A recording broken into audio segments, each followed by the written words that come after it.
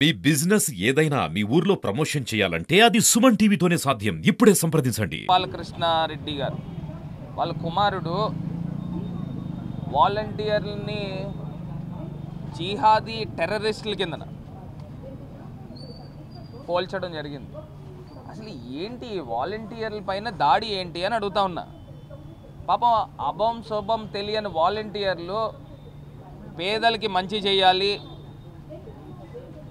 ఎవరైతే వాళ్ళ కుటుంబాల్లో, నేను దగ్గరగా చాలామంది వాలంటీర్లను గతంలో కలిసినప్పుడు వాళ్ళు ఒకటే మాట చెప్పేవారు, మా తాతగారు మా నాయనమ్మ వాళ్ళందరూ కూడా గతంలో పెన్షన్లు తీసుకోవాలంటే తెల్లవారుజామున 5ంటికి బాక్సులు కట్టుకుని క్యూ లైన్లో నుంచునేవారు, మధ్యాహ్నం భోజనం టైంకి కూడా వచ్చేవారు కాదు, కళ్ళు తిరిగి పడిపోయిన వాళ్ళు చాలామంది ఉన్నారు.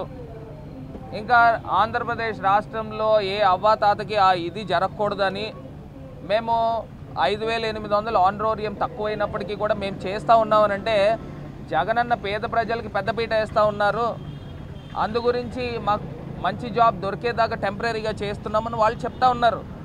అలాంటి అభం శుభం తెలియని వాలంటీర్ల పైన ఈ కత్తి కట్టడం ఏందా అని అడుగుతా ఉన్నా. జిహాదీ టెర్రరిస్టులు ఏంటండి? కడుపుకి అన్నం తింటున్నారా, గడ్డి తింటున్నారా? వాళ్ళు డేటా చోరీ చేస్తూ ఉన్నారన్నారు. అసలు ఈ తెలుగుదేశం పార్టీయే పెద్ద చోరీ ముఠ, వీళ్ళే పెద్ద గజ దొంగలు, వీళ్ళే పెద్ద జిహాదీ టెర్రరిస్టులు లాంటి వాళ్ళు వీళ్ళు. పాపం పిల్లల్ని పట్టుకుని ఈ రకంగా చేస్తూ ఉన్నారు. రాజమండ్రిలో కూడా ఇంకా ప్రబుద్ధులు ఉన్నారు కొంతమంది, వాళ్ళు కూడా వాలంటీర్ల మీద తండ్రి కొడుకులు ఇద్దరు కూడా కత్తి కట్టే కార్యక్రమం చేశారు. ఒకళ్ళేమో తీసుకొచ్చి వాలంటీర్లని అంతు చూస్తానంటాడు, ఒకళ్ళేమో తీసుకొచ్చి వాలంటీర్లని పట్టుబట్టేస్తానంటాడు. అసలు ఏం మాట్లాడతాడు? ఇంకోటేమో పాపం నేను డోర్ టు డోర్ వెళ్ళే దాంట్లో వాలంటీర్లని జనరల్గా అందరు ఓటర్స్ని ఓట్లు అడిగిన టైంలో వీళ్ళని కూడా కలిస్తే దానిపైన ఏమో వాళ్ళని 22 మంది వాలంటీర్లని సస్పెండ్ చేసిన కార్యక్రమం ఎంత బాధాకరం.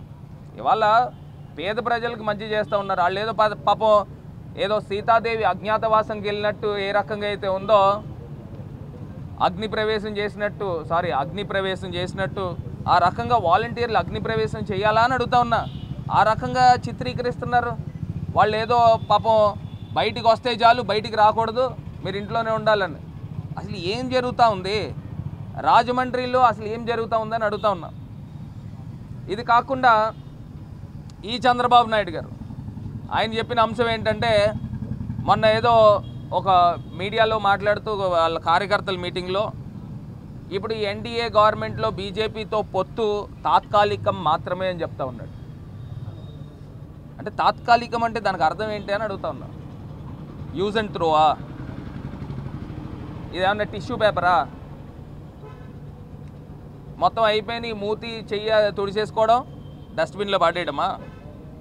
ఏంటి తాత్కాలికం? తాత్కాలికం అంటే దానికి అర్థం ఏంటి? నేను గతంలో కూడా ఈ చంద్రబాబు నాయుడు గారు ఎంత హీనాతిహీనమైన మనస్తత్వమో ఒక్కసారి నేను ఒక వీడియో చూపిస్తాను.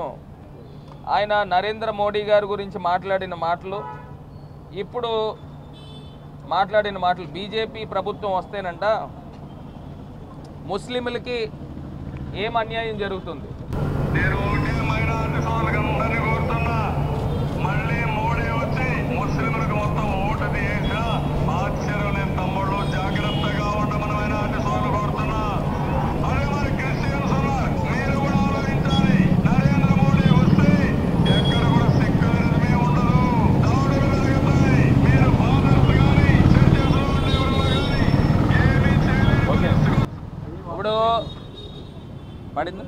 ఇప్పుడు ఈయన చెప్పిన అంశం ఏంటంటే, నరేంద్ర మోడీ వస్తే ముస్లింలందరికీ కూడా ఓట్లు తీసేస్తాడు అని చెప్పిన వ్యక్తి చంద్రబాబు నాయుడు.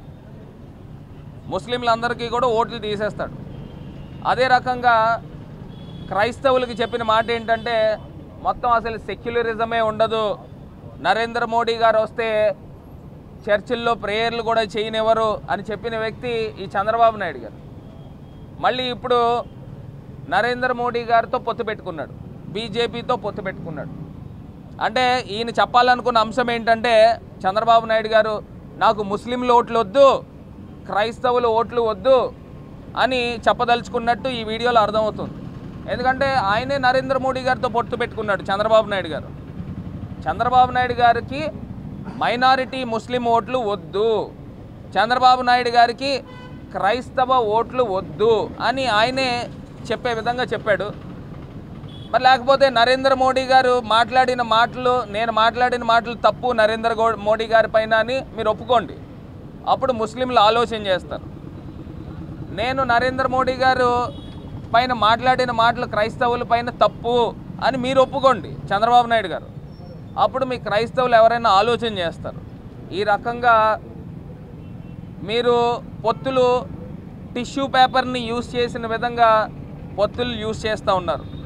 ఆంధ్ర రాష్ట్ర ప్రజలందరినీ కూడా మరి గమనించమని కోరుతా ఉన్నారు.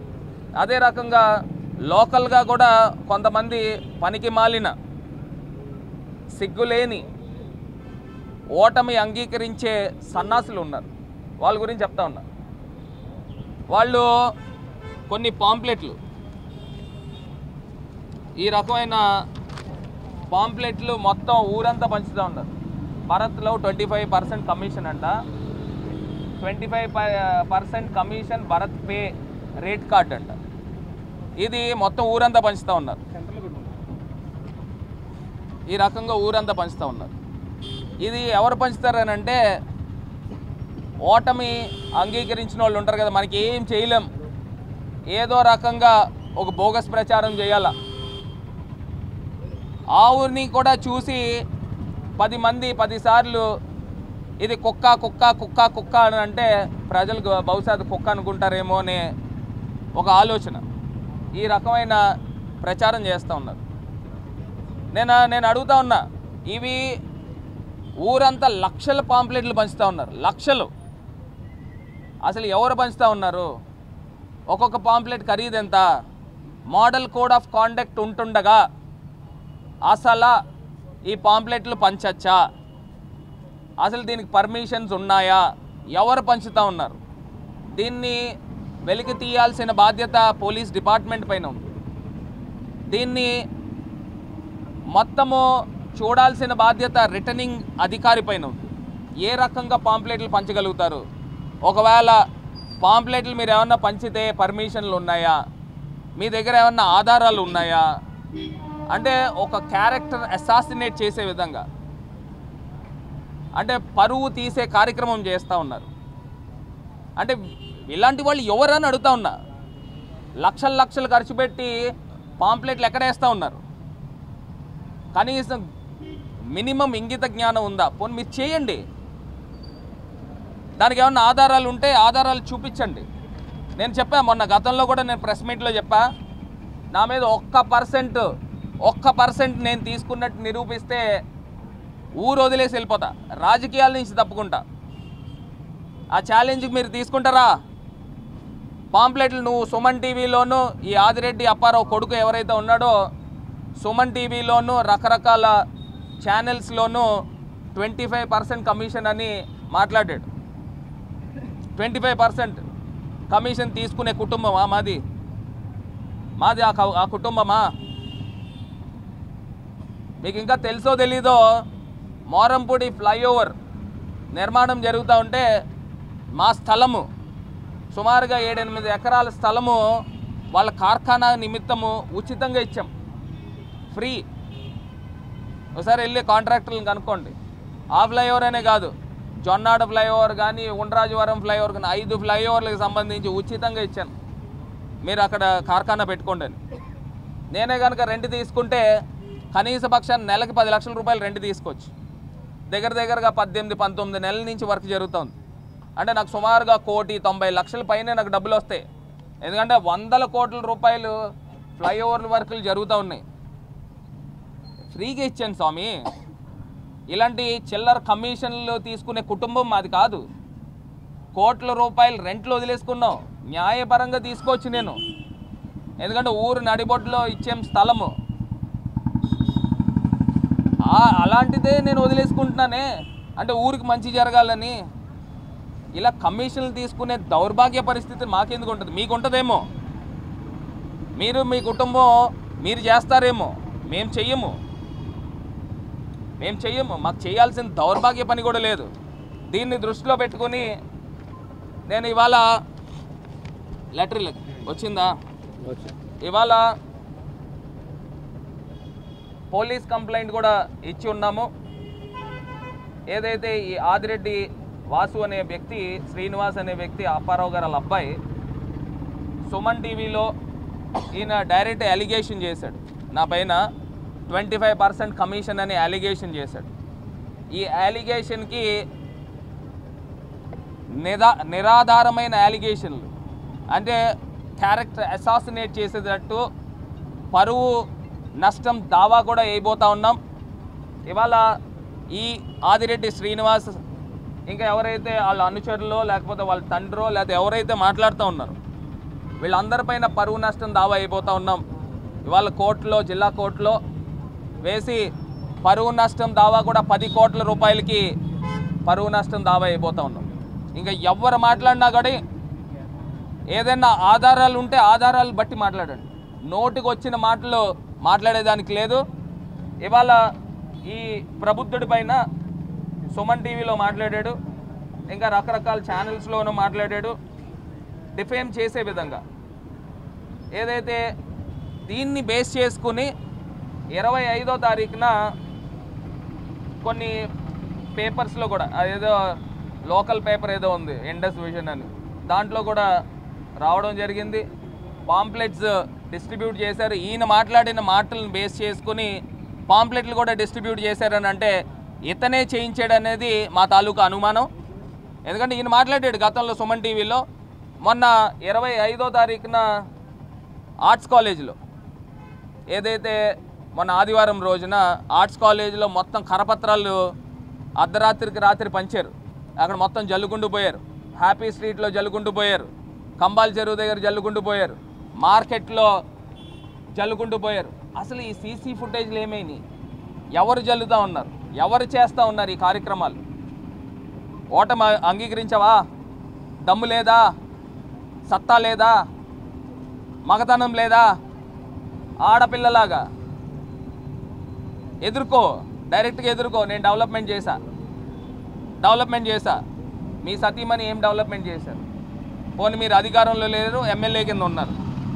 ప్రభుత్వం ఏవైతే వైఫల్యాలు ఉన్నాయో ప్రతిపక్షాన్ని యొక్క రోల్ చూపించాల్సిన రోల్ ఒకటైనా చూపించారా? నేను ఎంపీని, 7 నియోజకవర్గాలకి ఎంపీని. ఎవరైతే ఆదిరెడ్డి అప్పారావు గారు కోడలు ఉన్నారో ఆదిరెడ్డి భవానీ గారు ఎమ్మెల్యే కింద గెలిచారు. రాజమండ్రి ప్రజలకి ప్రభుత్వం చేసే ఏదన్నా వైఫల్యాలు ఉంటే, లేవని నేను అనుకుంటున్నాను, ఒకవేళ ఉంటే చూపించాల్సిన బాధ్యత ఆమె పైన కాదా అని అడుగుతా ఉన్నా. ఆమె ఏం చూపించారు? ఒకటైనా చూపించారా? ఎక్కడికైనా తిరిగారా? ప్రజలను నమ్మించి ఓట్లు వేయించుకున్నారు.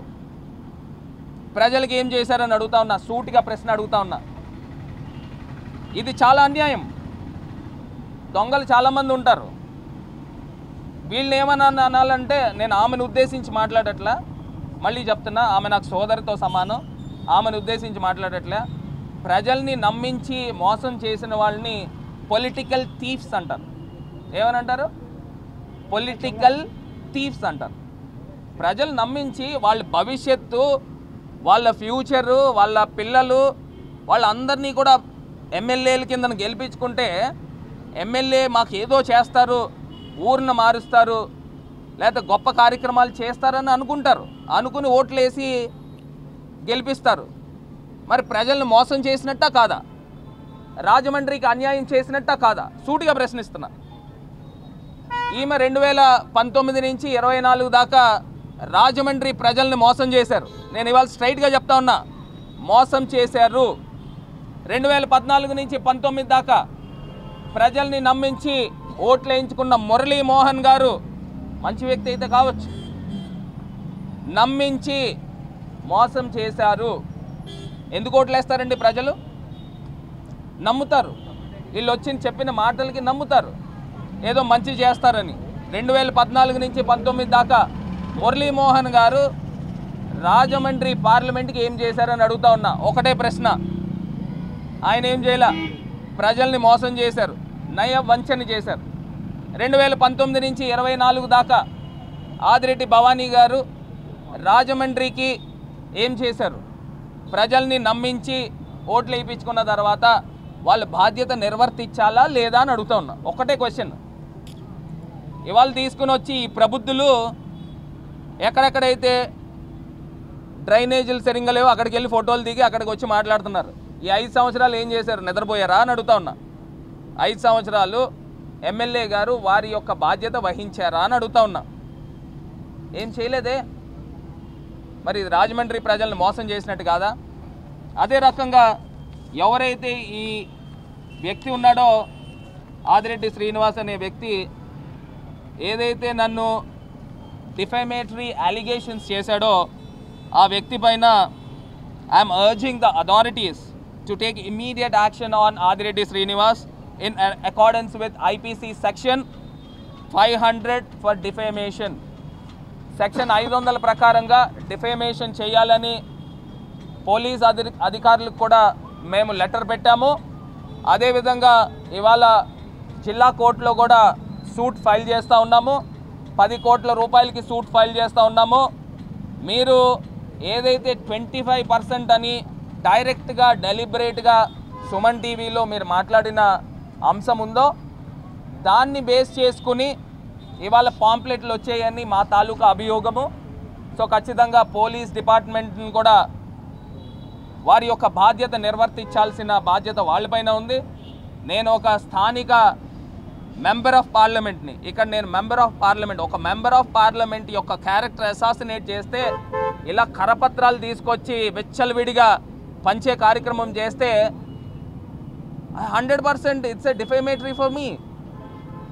అసలు ఎవడండి వీళ్ళంతా? ఎవరు? ఎక్కడి నుంచి వచ్చారు? ఇవాళ మా తాతగారు మున్సిపల్ కమిషనర్ కింద ఉన్నప్పుడు ఈ మెయిన్ రోడ్డు సందు కింద ఉండేది, దాన్ని వెడల్పు చేసాం. మా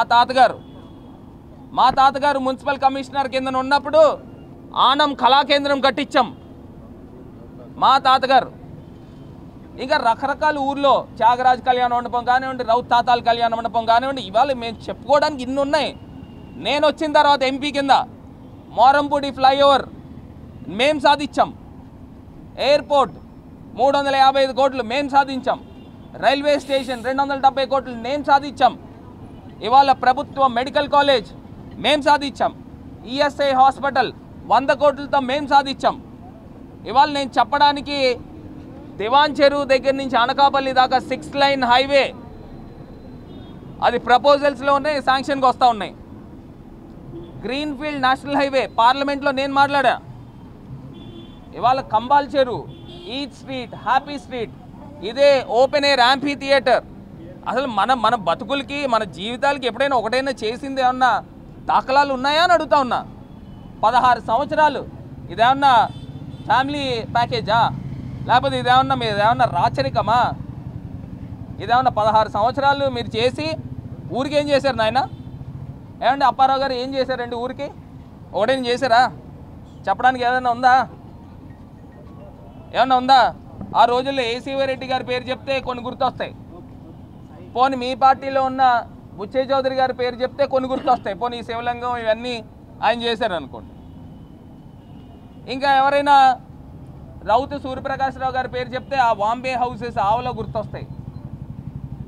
మరి మీ కుటుంబం పేరు చెప్తే చిట్లు వ్యాపారం తప్పితే, అక్రమ వడ్డీలు తప్పితే ఒకటైనా గుర్తొస్తుందా అని అడుగుతా ఉన్నా. ఇవాళ నా పేరు చెప్తే ఇవాళ ఇన్ని డెవలప్మెంట్లు నేను చెప్పా. నాది ఒక్క మోరంపూడి ఫ్లైఓవర్ చాలు మీ జీవితాలు అన్నట్లకి.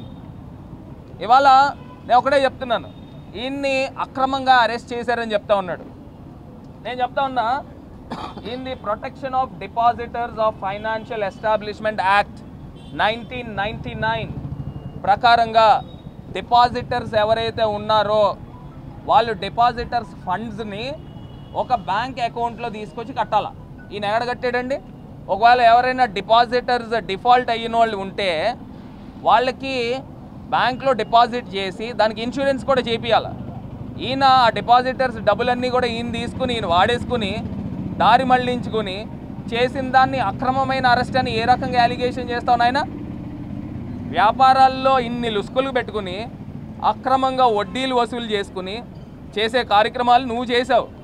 దాని మీద నిన్ను అరెస్ట్ చేశారు. నిన్ను ఎవరైతే ఆదిరెడ్డి అప్పారావు గారు ఉన్నారో వాళ్ళ అబ్బాయి నేను ఇద్దరిని కలిపి వాళ్ళ అక్రమమైన అరెస్ట్ అంట. మొత్తం జలగల్లాగా రాజమండ్రి ప్రజలందరినీ కూడా పట్టుకు పీడించి ఇవాళ మాట్లాడుతూ ఉన్నావా? ఇవాళ మా క్యారెక్టర్ గురించి మా కుటుంబం గురించి వేలెత్తి చూపించే అంత స్థాయి మీకు లేదు. మీరు ఎక్కడి నుంచో పశ్చిమ గోదావరి జిల్లాల నుంచి సైకిల్ తొక్కుని వచ్చి అతి సామాన్యమైన కుటుంబం అక్కడి నుంచి వచ్చిన వాళ్ళు మీరు ఇక్కడికి వచ్చి రాజమండ్రిలో స్థిరపడి వడ్డీ వ్యాపారాలు చేసుకుని చిట్లు వ్యాపారాలు చేసుకుని సంపాదించుకున్నారు కోట్ల రూపాయల ఆస్తి. అక్రమంగా రాజకీయాన్ని అడ్డుపెట్టుకుని మేము పుట్టుకతోనే మేము ఇండస్ట్రీస్లోంచి వచ్చాం. మా తాతగారు మా తాత ముత్తాతల దగ్గర నుంచి కూడా ఇవాళ మా పైన కమిషన్ల పైన నువ్వు తీసుకొచ్చి బురద జల్లేస్తే కుదురుతుందా? ప్రజలు ఎవరైనా అమాయకులా? ఒకటి గుర్తుపెట్టుకోమని కోరుతూ ఇవాళ ఈయన ఆదిరెడ్డి శ్రీనివాస్ పైన ఇంకా వాళ్ళ తాలూకా వాళ్ళపైన సెక్షన్ 500 ప్రకారంగా డిఫేమేటరీ సూట్ ఫైల్ చేస్తూ ఉన్నాం 10 కోట్ల రూపాయలకి సిద్ధంగా. ఎవరైతే ఐవీఆర్ఎస్ కాల్స్ చేస్తూ ఉన్నారో వీళ్ళకి ఏంటంటే ఇది నెగిటివ్ క్యాంపెయిన్. ఇది ఎందుకు పనికి మాలినోళ్ళు దిక్కుమాలినోళ్ళు డైరెక్ట్గా ఫేస్ చేయలేక సెకండ్ రోల్ వేస్తారు చూసారా, ఆ టైప్ రోల్ వేస్తున్నారు. నేను అంటున్నాను కదా, మగాళ్ళని మగాళ్ళు అంటారు, ఆడవాళ్ళని ఆడవాళ్ళు అంటారు, ఎటు కాకుండా తేడాగా చేసేవాళ్ళని తేడాగాళ్ళు అంటారు. ఆ తేడాగాళ్ళ క్యారెక్టర్లోకి వస్తాడు. ఇట్లా కంప్లైంట్ చేసామండి ఆల్రెడీ ఎలక్షన్ కమిషన్. ఇప్పుడు ఎవడో చెప్తున్నా లక్షల కొద్దీ పాంప్లెట్లు పంచుతున్నారు.